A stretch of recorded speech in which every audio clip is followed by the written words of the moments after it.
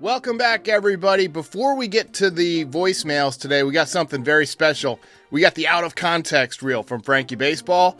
Enjoy. He's selling pills behind a 7-Eleven. Shitty rat mustache. When I would play against the girls, man, I would wreck shop. Don't be a ding-a-ling. Yellowstone National Park in Wyoming. Dollars to donuts. You don't know how the toe is feeling. Plywood sheets that you get from Lowe's. Wow! The kid had to be born. Meow and meow. A lot of that loopy shit. You put 5 over 33 equals X over 32. Make Yankees fans great again. That constant hit of dopamine. You eat a cheese sandwich and you junction Tariq?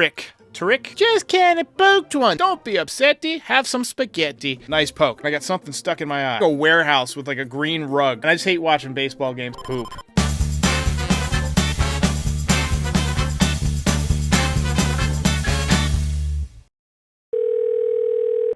I just want to toss out some potential trades out there and see what you think the package would be for these players and your reaction on them. I heard your buddy Terrence bring up Jazz Chisholm Jr. Guy's a dog. I was watching some highlights of him today. I'd love to see him in pinstripes. I don't know exactly what it'd take to get him. I don't know if you have to give up a Spencer Jones level prospect or not. Another one I thought of was Wilson Contreras.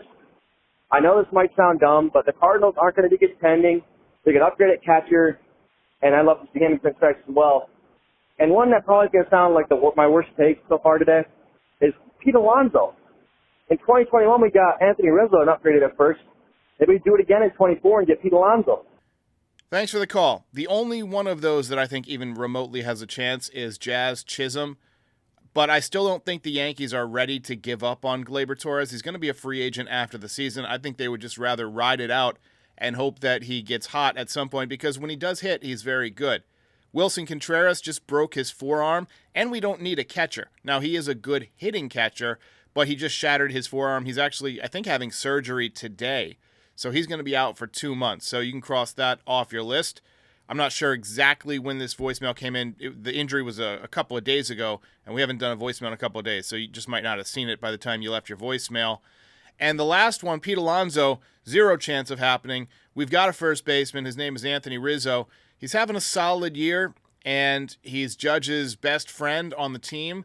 So there's just no way that the Yankees are going to go out and get a slugging first baseman, right-handed, who hits for a low average, to replace the left-handed Anthony Rizzo, who adds a lot to this lineup, especially when he's swinging the bat well. Hey, Derek. Adrian from Pennsylvania. First time, long time.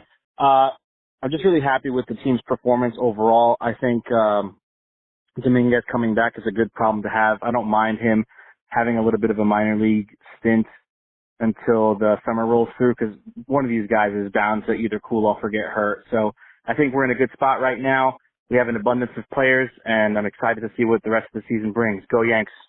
Well, the Yankees certainly have come a long way in terms of the quality of players that they have available for the outfield, from Hicks and Willie Calhoun and Jake Bauers played a little outfield, to now Soto and Verdugo, who I think has done a very nice job.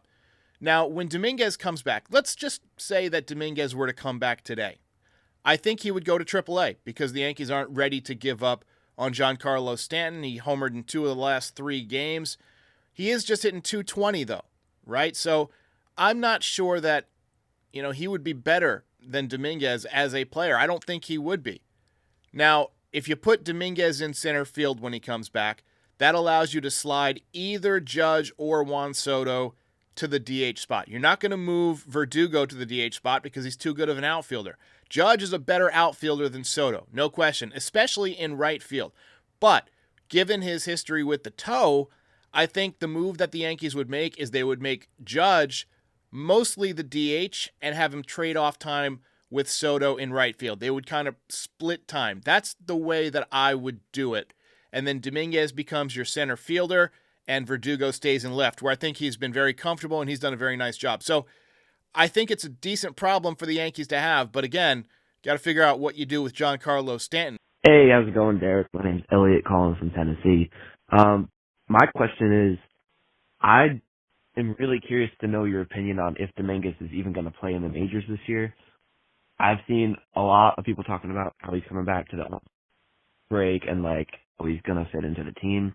But I just think they're going to be so careful with him that he might not even break AAA this year. I think he's 100% going to play in the major leagues this year, not only because he's talented. I mean, this guy's 21 years old. He made the major leagues at 20 and dominated in his first week, but he's a switch hitter who's very patient at the plate. He's a good outfielder, and he has power. And you don't want to use his service time, right? Because he went on the injured list while he was a major league player. So the entire time that he's out, he's accruing service time. You want to get him in the major leagues and get some production out of him. Also, the marketing opportunities. He's a fan favorite, and I think that the Yankees want to see what they can get from him. But, like you said, they're going to be careful. They're always careful with their guys. I'm curious to see how it's going to work out. I don't know how it's going to work out. We haven't seen this, I don't think, since Gleyber Torres tore his UCL in the minor leagues, but that was his left arm, I believe. It was on a slide. So it's a very interesting situation. We'll see how he plays when he comes back. The power, the arm. He obviously has great skills, but got to prove that he's healthy, and we haven't seen that yet. So thanks for the call. As of late, Anthony Rizzo's been hot, but eventually he's going to go cold, go back to the Rizzo I just think isn't as good as he has been in years past. I don't think we're ever going to see an 800 OPS Anthony Rizzo again. And I don't know that the top's all the way back. So I was thinking of pulling the idea that we put Aaron Judge at first base because he seems to be learning it. And if Aaron Judge can learn first base, then Stanton can stay at DH, Verdugo can play left field, Soto can play right field, and Dominguez can play center field. And Rizzo can slide over to the bench, considering this is last year of his contract. Well, I do think that eventually Aaron Judge could be a first baseman. I think it's something they're more likely to look at in spring training. Don't forget, he's never played in a game at first base, not even in spring training. He's taken some ground balls over there. And so that's just not the type of thing they're going to do midstream here. Rizzo is what he is. He's a mid-30s player who occasionally will run into some home runs, probably going to hit you 250 to 260 this year. He's going to play adequate first base. He's not as good at first base as he was in the past. He had some issues early this season, but those seem to have kind of fallen off. I feel like the Yankees are going to ride him out through the end of his contract, but I don't think he's going to be back next year. And I think you're onto something with Judge becoming a first baseman that will keep him off his feet, and it will free up the DH spot for possibly Juan Soto or Giancarlo Stanton or whatever the Yankees want to do. Sometimes they like to just have that spot open, but as long as Giancarlo Stanton's on the team, he's kind of clogging up that DH spot. Thanks for the call. We got about 4 or 5 more voicemails, but first I got to run an ad for Odds Jam. Got to pay the light bills here. All these blue lights cost money, and then we'll get back to your voicemails. Looking to boost your sports betting game? Meet Odds Jam, the ultimate ally for data-driven wagering. With 260 plus sports books, it's your go-to platform. Here's how it works. Odds Jam's arbitrage tool spots differences in betting lines, letting you lock in risk-free profits. Plus, optimize bets with a positive EV calculator and track profits with a convenient bet tracker. Try it risk-free with a 7-day trial. Use code RECAPS for 35% off your first month. Link is in the description. Bet smart. Bet responsibly with Odds Jam. What's going on, Derek? Hey, we're going to take 2 out of 3 from the Astros all day. That was a great little homestand there. I think, what do we do? A sweep against the Tigers and that 2 out of 3 against the Astros. Not bad. The only couple things I didn't really like and kind of am complaining about probably game 2, Gleyber Torres base running error there where Volpe ended up basically running him down where Gleyber should have definitely scored, but he was basically probably just being lazy and didn't bust it and didn't score. Volpe ends up getting kind of hung out to dry, looking like the bad guy there, but wasn't him. He was hustling hard. And tonight here, freaking 2 times we came up with runners on and 1 out, and they swing at the first pitch they see and ground into a double play. Few things to unpack there, but let's start with the base running thing. Now, Gleyber Torres was partially at fault. Anthony Volpe was partially at fault. And Rojas, the third base coach, I think was also at fault. So Gleyber Torres needs to commit there. He needs to either go home or stay at third. Volpe needs to realize who's on deck, Aaron Judge, and not be super aggressive because you can't make the last out at third. So he's got to keep an eye on Gleyber Torres and make sure that Gleyber Torres commits. And Rojas, if we're being honest, just needs to throw up a stop sign for everybody. Hey, we got Judge coming up. Bases are loaded. He's red hot. Everybody slow your roll and let's just chill here and let Judge take a hack with the bases loaded. He ended up going deep the next inning as a solo shot, but yeah, I think everybody was at fault there. As far as the double plays go, they're super frustrating, just super frustrating. Now, strikeouts are down this year, but double plays are up. That's just, a result of more contact with guys on base, but I'd honestly prefer the contact. I don't want as many double plays, but, they just got to figure out a way to adjust when you got a guy on first. Maybe they need to steal more and run themselves out of some double plays. That could be an option. Hey, Derek. Great show. I wouldn't be opposed to using an opener for Stroman and maybe Schmidt. Okay, that's my commentary. As far as openers go, I don't think that Marcus Stroman needs an opener. Now, he had a bad first inning yesterday, but he's a seasoned veteran. He's fine as a starting pitcher. Clark Schmidt, because he has an issue getting past, 5 1/3, I could see an opener working well for him. You kind of piggyback him in the second through the sixth. Maybe sometimes you get into the seventh, but who are you going to use as an opener? Right now, I don't want to take one of those high leverage arms out of the pen. If you have Tommy Kahnle back, maybe you could use him as an opener. That could be something the Yankees consider, but I like the creativity there. Hey, Derek, this is John. I just wanted to ask your thoughts on something. So I hear, a lot, you guys talking a lot about like the log jam in the outfield and whatnot.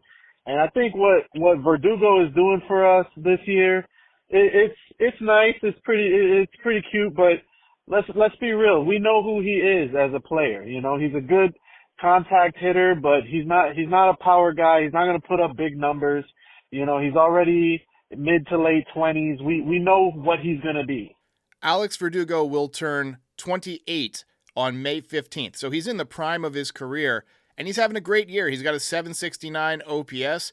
He's on pace for a career best in home runs. He's incredibly difficult to strike out. He's got more walks than strikeouts. He's got 18 walks and 14 strikeouts. He's a doubles machine. He's got 6 doubles. He's on pace for 30-plus doubles. Look, I want him in the lineup. He plays a good left field. I don't think he's going anywhere. And when we talk about the logjam, I think he's somebody that you have to keep around when Dominguez comes back. I'm sorry. Hi, Derek. My name's Dallis. I'm from Clearwater, Florida. I may be a Rays fan, but I absolutely love your show and your audience. It's been fun watching you guys since 2021. And since the Yankees are playing the Rays this coming weekend, I thought it'd be cool to call in, give you and your base some insight on our team. So tomorrow, you guys will be facing Taj Bradley, and this will be his first start since coming off the injured list, in which he got injured in spring training, and you guys have very strong potential on knocking him around since it'll be his first start. And some players you guys might want to keep an eye on as the series unfolds. Johnny DeLuca has been hitting good for us, as is Yandy Diaz. And Isaac Paredes is always someone to keep an eye out for, but it should be a pretty good series. Yandy Diaz is the guy that scares the hell out of me. He always seems to hit well against the Yankees, and he's a guy who's kind of fixed his swing over the last couple of years to get more power, and so Yankees got to be careful with him, especially, as you mentioned, swinging a hot bat. Glad to hear that we have fans from other teams watching this show, but I hope we beat your ass this weekend. Hey, Derek, just your thoughts. Bummer last night we got outpitched. But just your thoughts on Jose Trevino being the everyday catcher and why we keep on going with Wells. He's a 190 hitter. I think Trevino hits better from both sides of the plate than 190. So Trevino not a switch hitter. I think what you meant to say was that he hits well against both righties and lefties. But here's the thing. Austin Wells has been very unlucky And Austin Wells has a lot of potential as a player, both offensively and defensively. I know yesterday he made kind of a wild throw, but he's an excellent framer. He's been very, very unlucky this season. I think the hits are going to start falling. He's got power, and I really believe in Austin Wells from what I've seen so far. So I think they're going to keep doing it the way they're doing it. You know, right now they're playing pretty well. Why fix it if it ain't broken? All right, ladies and gentlemen, I'll see you after the game tonight. Yankees taking on the Rays, and then they have a day off on Monday, and then they play the Minnesota Twins. So I'll catch all of you after the postgame. Reminder to like and subscribe. Reminder to check out Odds Jam. I'll see you next time.